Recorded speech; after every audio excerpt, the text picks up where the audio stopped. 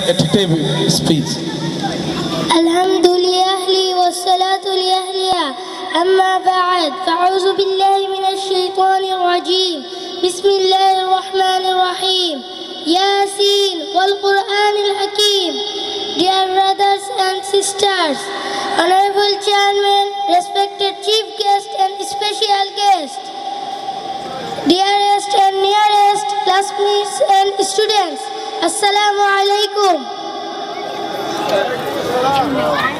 My name is Nahian Mahal Chowdhury and my father's name is Maulana Abdul Hadi Chowdhury. He is a businessman and my mother is a homemaker.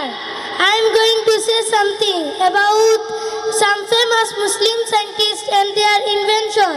Ibn Sina, who was the father of medical science. Jabir bin Hayyan, he was the father of chemistry. Al-Farabi, he was the best mathematician. Ibn Battuta, he was the best history writer. Ibn Khaldun, he was the best historian.